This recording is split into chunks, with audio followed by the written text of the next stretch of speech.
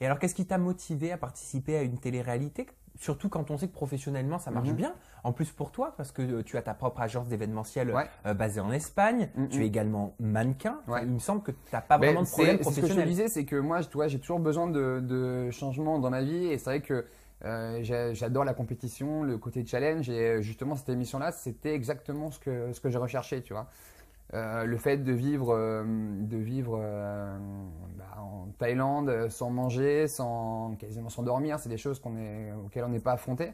Enfin, qu'on vit pas dans la vie de tous les jours. Et voilà, de vivre dans un nouvel environnement et d'essayer d'aller jusqu'au bout de l'aventure. C'était ça qui me motivait. Est-ce que c'était une envie de devenir célèbre ou pas? Non. Non, j'ai pas. C'était pas le moteur? Non, j'ai pas fait ça pour me dire je veux faire un buzz, quoi que ce soit, ou je veux être connu, ou je veux être. Parce que parfois ça peut venir de l'enfance, ça peut être un rêve de gosse, un rêve d'enfant. Hein. Ouais, mais non.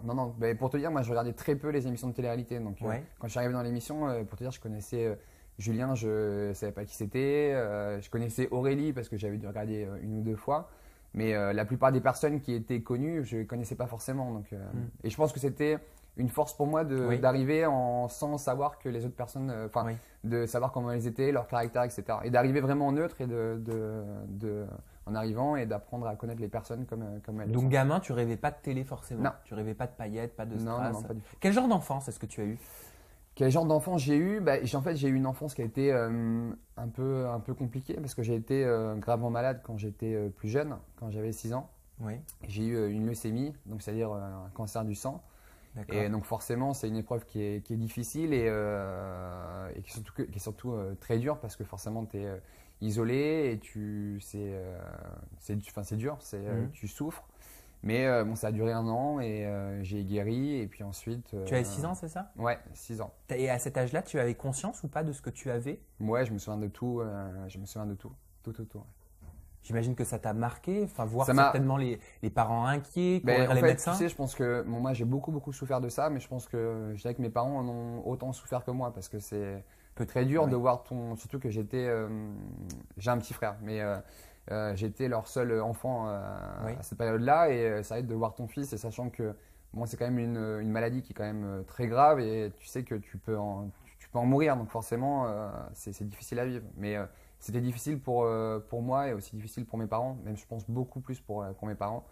Mais après, tu vois, j'ai guéri et maintenant je vais très bien, je me porte très bien. Donc je me dis que c'est quelque chose qui fait ce que je suis maintenant, en tout cas mentalement, et ça m'a forgé un caractère. Je pense que ça t'a vraiment construit bien sûr. Quand on vit une période difficile Bien comme sûr. ça, quand on connaît la maladie, surtout quand on est très jeune. Ouais. Est-ce que ça forge pour l'avenir? Vraiment, ouais. Je pense que c'est ce qui m'a forgé, qui m'a forgé un mental.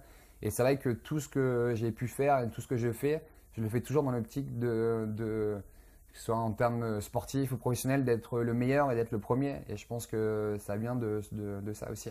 Il y a différents stades de leucémie. Quel était le taux de guérison? Le taux de guérison, je peux pas te dire, je sais pas, mais forcément, en plus, c'était en 1996, donc forcément, on va dire, si tu veux, la médecine n'était pas ce qu'elle est maintenant, donc forcément, tu avais peut-être moins de chances de guérir, mais pour te dire, en fait, si tu veux, mes parents, moi, m'ont dit, c'est pas grave, en fait, ils me disaient toujours, c'est pas grave. C'est normal. Oui, voilà, mais quand tu es petit, c'est quelque chose qui te réconforte. Tu sentais, toi, la gravité malgré le discours rassurant de tes parents? Ouais, parce que tu sais, quand tu as 6 ans, tu as des choses comme des ponctions lombaires ou des choses comme ça qui sont très dures, qui font très très mal. Et puis tu vois que tu changes le regard des gens parce que tu n'as plus de cheveux, parce que c'est difficile. Et surtout quand tu as 6 ans, tu t'en rends encore plus compte, tu vois. Parce que moi, j'ai continué d'aller à l'école quand j'allais un petit peu mieux, mais sauf que je faisais encore de la chimio, donc c'était difficile. Ouais. Est-ce que c'est de là que tu tiens ta niaque, peut-être ton envie? Oui, c'est pas certain. de briller, le terme est pas bon là que je suis en train d'employer, mais se lancer dans le mannequinat, devenir auto-entrepreneur, avoir sa boîte en Espagne. Je veux dire, c'est pas tout le monde qui a ce genre de destin. Voilà, en fait, je te dis, j'ai toujours voulu donner le meilleur de moi-même et surtout ne pas avoir de regrets. Donc, tout ce que j'entreprends, j'essaie de. Après, tout ne marche pas forcément, mais ce que je fais, ce que j'entreprends, j'essaie de donner le meilleur de moi-même et de tout faire pour réussir.